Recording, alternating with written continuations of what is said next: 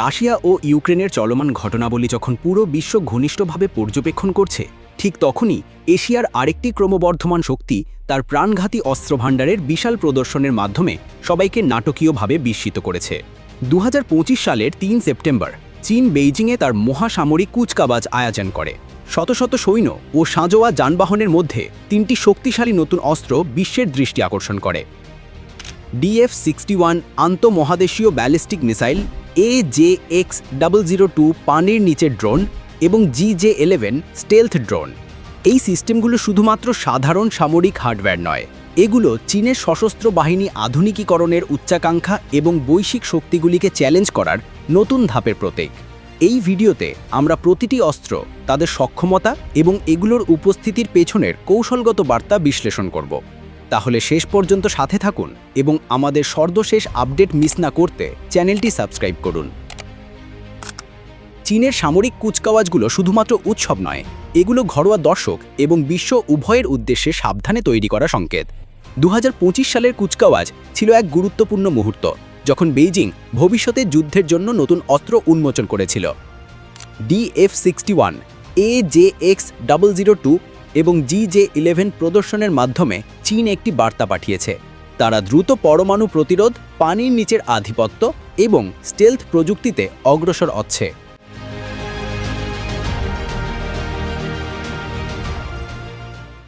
চলুন শুরু করি DF-61 আন্তঃমহাদেশীয় ব্যালিস্টিক মিসাইল দিয়ে।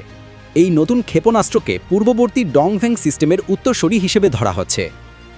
DF-61 হলো একটি নতুনভাবে উন্মোচিত রোড মোবাইল ICBM, যা 2025 সালের 3 সেপ্টেম্বর চীনের ভিক্টরি ডে প্যারেডে উন্মোচিত হয়।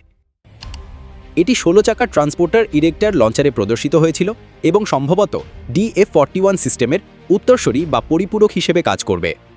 এর পরিসীমা প্রায় 12,000 কিলোমিটার বলে অনুমান করা হয়, যা বেইজিং থেকে ওয়াশিংটন ডিসি পর্যন্ত লক্ষ্যবস্তুতে আঘাত হানার জন্য যথেষ্ট।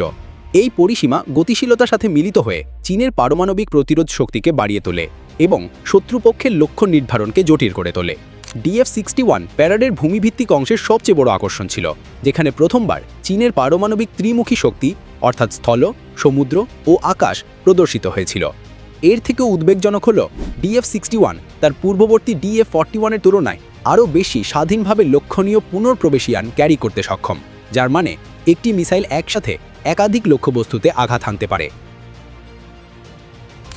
আমেরিকার ট্রাইডেন্ট 2 সাবমারিন লঞ্চড মিসাইল বা রাশিয়ার RS-28 সারমাটের তুলনায় DF-61 দেখায় যে চীন একটি বিশ্বাসযোগ্য পারমাণবিক প্রতিরোধ বজায় রাখতে দৃঢ় প্রতিজ্ঞ।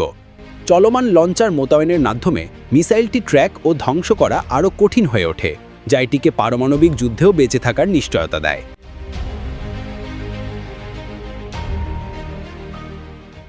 দ্বিতীয় প্রধান অস্ত্র ছিল AJX-002 মানবহীন পানির নিচের ড্রোন। এটি ফজর না, এটি হলো আন্ডার ওয়াটার ড্রোন। এটি সম্পূর্ণ ভিন্ন ধরনের হুমকি। প্রচলিত সাবমারিনের মতো পানির নিচের ড্রোনকে শনাক্ত করা অনেক কঠিন এবং মানব ক্রু ছাড়াই দীর্ঘ সময় ধরে পরিচালিত হতে পারে।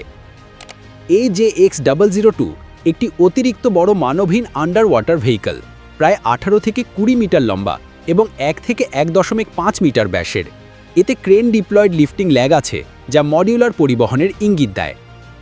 একাধিক ইউনিটকে প্যারাড মহড়ায় দেখা গেছে, যার মধ্যে বড় সংস্করণও আছে, যা বড় আকারে উৎপাদনের ইঙ্গিত দেয়। AJX-002 শত্রু নৌবহর নজরদানি, পানির নিচে মাইন বসানো বা এমনকি পোর্ট এবং নৌঘাটির বিরুদ্ধে বিস্ফোরক বহন করতে ব্যবহার করা যেতে পারে।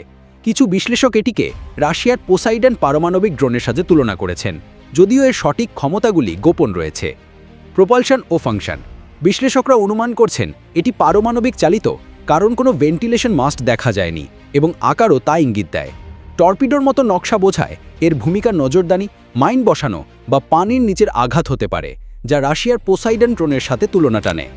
কালাম্পির রিপোর্ট ঝুঁকি আরও বাড়ায়, যেখানে দাবি করা হয়েছে এটি 100 মেগাটন ওয়ারহেড বহন করতে পারে, যা 50 মিটার উচ্চতার সুনামি সৃষ্টি করতে পারে এবং কয়েকশো কিলোমিটার ভেতর পর্যন্ত ধ্বংস ডেকে আনতে পারে, যদিও এই দাবিগুলো এখনও প্রমাণিত নয়। এখানে চীনের লক্ষ্য পরিষ্কার: সমুদ্রের নিচে তার ইচ্ছা বিস্তার করা এবং প্রশান্ত মহাসাগরে যুক্তরাষ্ট্র ও মিত্র নৌবাহিনীর কার্যক্রম জটিল করা।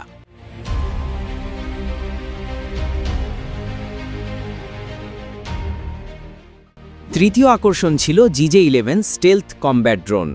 এর ফ্লাইং উইং নকশা আমেরিকার পরীক্ষামূলক X-47B এর সাথে ঘনিষ্ঠভাবে মিলে যায় এবং কিছু বৈশিষ্ট্য B-2 স্টেলথ বম্বারের কথা মনে করিয়ে দেয়। GJ-11 ডাকনাম শার্প সোর্ড একটি স্টেলথ মানবহীন কমব্যাট এয়ার ভেহিকেল, যার বৈশিষ্ট্যপূর্ণ ফ্লাইং উইং ডিজাইন ও অভ্যন্তরীণ অস্ত্র বহনের ক্ষমতা রয়েছে। কুচকাওয়াজে এটি প্রকাশ্যে প্রদর্শিত হয়েছিল, যা চীনের মানবহীন আকাশযুদ্ধের দিকে অগ্রগতির অংশ। স্টেলথ শেপিং, যার মধ্যে কম রাডার ক্রস সেকশন এবং খাঁজকাটা দরজা রয়েছে, এর মাধ্যমে GJ-11 প্রতিদ্বন্দ্বিতাপূর্ণ আকাশসীমায় উচ্চ টিকে থাকার লক্ষ্য রাখে। এতে একটি একক টার্বো ফ্যান এবং প্রায় 14 মিটার ডানার বিস্তার রয়েছে, যা নির্ভুল হামলা চালাতে সক্ষম। ধারণা করা হয় GJ-11 দীর্ঘপাল্লার রেকর্নেসেন্স ও নির্ভুল আঘাত মিশন সম্পাদন করতে পারে, একই সাথে রাডারে প্রায় অদৃশ্য থাকে। এটি ইলেকট্রনিক ওয়ারফেয়ার সহায়তাও প্রদান করতে পারে, শত্রুর রাডার অন্ধ করে দিতে পারে এবং J-20 মতো মানবচালিত যুদ্ধবিমানকে সুরক্ষা দিতে পারে। টাইপ 075 আক্রমণ জাহাজের মতো নৌ প্ল্যাটফর্ম থেকেও এর মোতায়েন সম্ভব, যা সমুদ্র ভিত্তিক ক্ষমতার ইঙ্গিত দেয়। ভবিষ্যতের সংঘাতে GJ-11 তাইওয়ান, গুয়াম, এমনকি মার্কিন নৌবাহিনীর বিমানবাহী রণতরীর মতো অত্যন্ত সুরক্ষিত এলাকায় প্রবেশ করতে ব্যবহৃত হতে পারে, যেখানে এটি মানবচালিত পাইলটকে ঝুঁকিতে না ফেলে নির্ভুল আঘাত হানতে পারবে।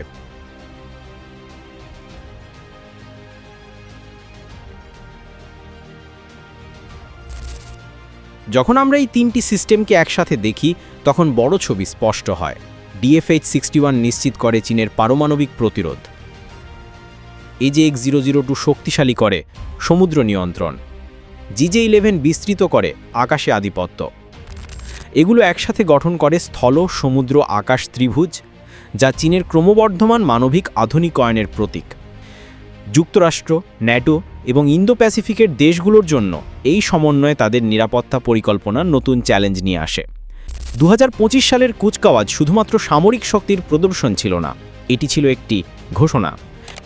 DFH-61 missile, AJX-002 under water drone এবং GJ-11 স্টেলথ ড্রোন উন্মোচনের মাধ্যমে চীন বিশ্বকে দেখিয়েছে যে তারা ভবিষ্যতে যুদ্ধের সীমা অতিক্রম করতে প্রস্তুত। প্রশ্ন রয়ে গেছে, এগুলো কি সত্যিই গেম চেঞ্জার, নাকি কেবল প্রতিদ্বন্দ্বীদের ভয় দেখানোর জন্য শক্তি প্রদর্শন? আপনার কি মনে হয়? নিচে কমেন্ট করে জানাতে ভুলবেন না এবং আরও বিস্তারিত সামরিক আপডেট পেতে লাইক, শেয়ার ও সাবস্ক্রাইব করতে ভুলবেন না। সবশেষে দেখার জন্য ধন্যবাদ।